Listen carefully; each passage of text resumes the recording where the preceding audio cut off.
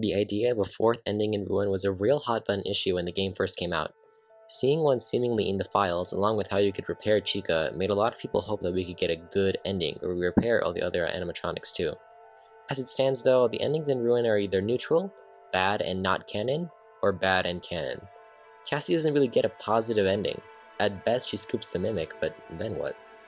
Well, after a small stint of misinformation and idealism when it comes to a fourth ending, the FNaF community eventually settled on the idea that there probably was a fourth ending, but that it got cut.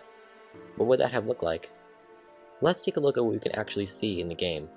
Beating Chica's feeding frenzy rewards you with Chica's voice box. A question nobody is asking is, how? Why? I think most people just write it off as a meta reward that we shouldn't think too hard about, but I disagree. Security Breach mentions multiple arcade cabinets that are malfunctioning or acting strange. Specifically, Chica's feeding frenzy won't shut down even when unplugged. Combine that with the AR textures and Nightmare on Staff Bots in Monty Golf, and the two other weird but important arcade cabinets, and I think you can make a case for this voice box thing to not just be a throwaway item. At least it probably wasn't supposed to be a throwaway item. As you probably know, putting Chica's voice box back inside her doesn't do anything. However, if you approach her without the voice box, she still jump scares you, and after repairing her, she activates momentarily but doesn't jump scare you. It's cute that Chica actively chose not to kill Cassie when she gets repaired. When this was first discovered, people immediately tried to get hole-in-ones in Monty's Gator Golf to see if they could receive his legs, but Monty's legs are in a hidden room piled on top of a bunch of his memorabilia. Probably a shrine he made for himself. Unfortunately, while Chica can be saved, Monty cannot, and eventually gets electrocuted and probably dies. I want to note here that Cassie was just trying to open a door to escape Monty, and the electric current from the conduit puzzle ended up killing him. Compare this to Gregory, who goes out of his way to intentionally decommission the animatronics. Anyway, I think the idea of a fourth ending where we could repair the animatronics being originally planned then scrapped is pretty likely.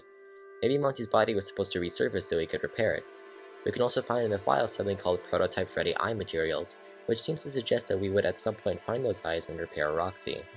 In Ruin, when you sit down next to Roxy, you're immediately prompted to impale her with a Faz Wrench, but if you want, you can wait until she finishes talking to do so. I remember in my first playthrough, I waited a while after she stopped talking to see if the game would let me do anything else. It just seems weird to give the player a proceed option when they have no other choice. At that point, just play the dialogue and then send them into the conduit puzzle minigame. It's this weird choice event that makes me think that if you managed to somehow find Freddy's eyes, you could have chosen to repair Roxy instead of stabbing her in the eye. It's hard to say how we could have gotten the eyes though. Saying you could get Monty's legs from his arcade, same as you got Chica's voice box from her arcade, is simple, but Freddy doesn't really have an arcade to himself. The only two remaining arcades with any significance are Princess Quest and Balloon World. I think having to beat Princess Quest for Freddy's eyes is a stretch, since it being all broken is definitely very important for the future lore of FNaF. Stay tuned for a video about that, by the way. I think having to beat Balloon World is probably the most likely way to get Freddy's eyes, outside of just finding them in a secret room. Seeing as how important Balloon World seems to be with the evil Eclipse seemingly escaping from the game and into the AR world, it being in Vanny's basement hideout, and it being the only game to feature these Afton trademark purple glitches, it makes me wonder if it was going to have a somewhat more important role in Ruin than just being a broken arcade. Overall though, I think a smarter way to go about giving the player new eyes for Roxy would have been to give them through Bonnie. It would make sense if Chica and Monty got their repairs from beating their games, while Roxy, being Cassie's favorite, would get a more special way to be repaired. What if Cassie had to release all the souls from the wet floor sign bots to see Bonnie, and after deactivating the remaining 4 bots, not only did his eyes fizzle out, but they would also fall out. Cassie could collect them and later give them to Roxy. This way, a player could only get the fourth ending if they basically did a completionist run, and it would be a lot more significant story-wise if Cassie's father's favorite animatronic played a part in repairing his daughter's favorite animatronic, rather than just finding Freddy's eyes unceremoniously. There does seem to be quite a lot of cut content from Ruin, like the unused Gregory line that prompts Cassie to escape while making sure the Mimic can't follow her, which should go hand in hand with this unused version of the final chase sequence map which turns the elevator into a vent.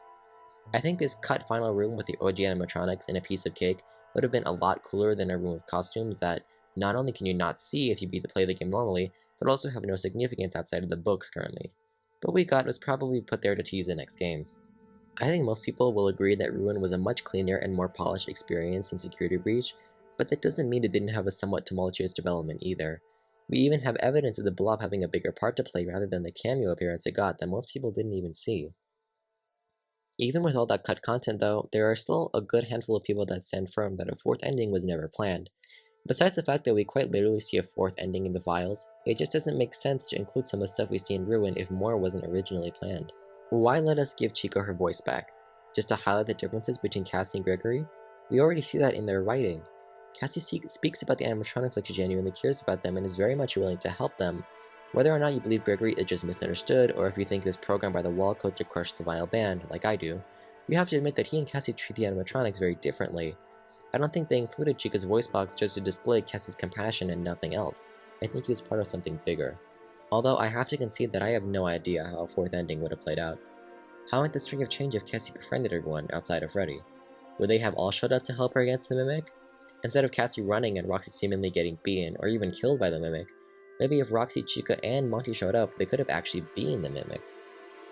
Especially if they had the upgrades back, since Chica's voice box did cause tech to malfunction, and, well, if Roxy could actually see and Monty could actually walk, they'd probably be more of a threat to the Mimic than they would be in their current state. I do wonder if a big, over-the-top cutscene like that would have been good from a game design perspective, though. Like, yeah, it would have been awesome, but if the animatronics beat the Mimic, would we have just not gotten any kind of ending gameplay sequence at all? Fun to think about. As for why the ending could have gotten scrapped, could be a lot of things. Maybe they just didn't want to confuse the fanbase as to which ending was canon. Something as hard to get as this fourth ending would have been a lot more gripping than Cassie falling down an elevator shaft, so we might have latched onto the fourth ending as the true one. Could be that Steel Wool didn't want to spend more time and effort into an ending that wouldn't even be canon anyway. Why program assets and cutscenes and complex sequences for something that would just be a throwaway ending lore-wise, for a DLC they didn't even charge for? Or it could be that there really was never a fourth ending and that I'm just sad that my favorite character had both her personality and her vocal cords ripped from her in the base game and never got either back in the DLC. It's honestly salt in the wound, because by all accounts, everything was pointing to Chica being the star animatronic of this game. All the marketing was around her. She was the only animatronic in the poster. Cassie was seemingly designed to look like her and resemble her color palette while being connected to the Chica shrine from the base game. The DLC's codename was literally based off her, but had absolutely nothing to do with the actual end product outside of a single instance of a graffiti, but was all thrown away to give the already explored animatronic more screen time for fan service. I will never forgive you for baiting me into thinking this was a Chica-centered experience, Steel Wool. But how do you feel about this? Do you think there was a fourth ending planned? How would you have gone about designing an ending where we repaired all the animatronics? Do you agree that Chica was done dirty with Security Breach and Ruin?